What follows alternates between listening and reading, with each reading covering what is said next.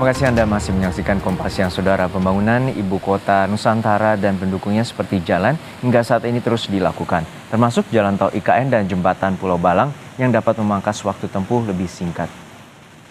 Jelang upacara HUT RI ke-79 yang akan digelar di IKN pada 17 Agustus mendatang, pembangunan infrastruktur di IKN terus dikebut. Tak terkecuali infrastruktur pendukung seperti jalan tol dan jembatan yang dapat mempersingkat waktu tempuh menjadi hanya 40 menit dari kota Balikpapan ke IKN. Namun pembangunan tol IKN dan jembatan Pulau Balang ini terkendala oleh pembebasan lahan. Meski demikian, otoritas IKN optimistis pembebasan lahan bakal segera terlaksana. Pemerintah menyatakan tidak akan membuat rugi masyarakat. Jika terbentur oleh adanya aturan dan regulasi, maka pemerintah siap mencarikan solusi.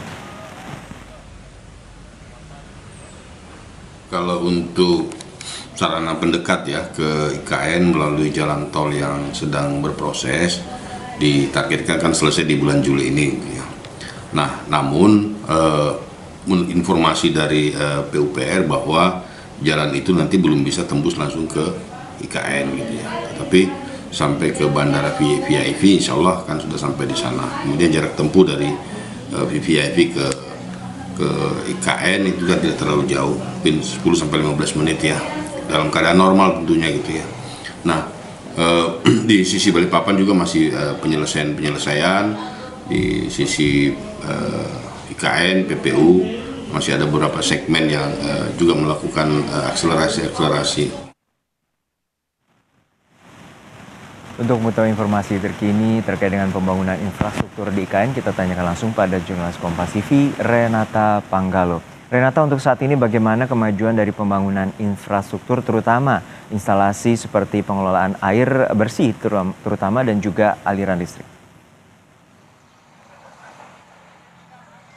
Ya, Juno dan juga saudara, kabar baik dari Ibu Kota Nusantara. Memang untuk di Kota Nusantara sendiri, air bersih siap minum ini kabarnya sudah bisa mengaliri Kota Nusantara.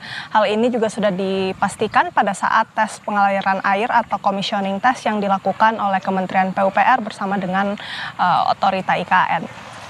Pada saat tes pengaliran air atau commissioning test ini juga turut dipantau oleh Menteri PUPR Basuki Hadi Mulyono yang juga merupakan PLT Kepala Badan Otorita IKN bersama dengan PLT Wakil Kepala Badan Otorita IKN Raja Juli Antoni. Hasilnya tidak ada kendala sama sekali, air dari instalasi pengolahan air Sepaku bisa mengalir sampai ke titik Ibu Kota Nusantara.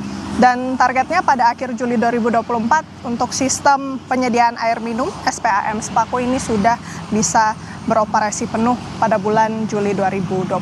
Sementara itu, Juno dan juga saudara, untuk fasilitas listrik, IKN sudah punya pembangkit listrik tenaga surya IKN dengan kapasitas 10 MW. Kabarnya ini akan ditambah 40 MW lagi, tapi memang masih terus berproses dan targetnya di November.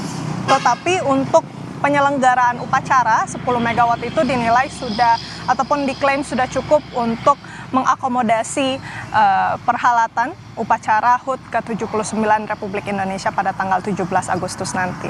Juno. Baik, terima kasih atas laporan lengkap Anda, jurnalis Kompas TV Renata Panggalo dari Ibu Kota Nusantara, Kalimantan Timur.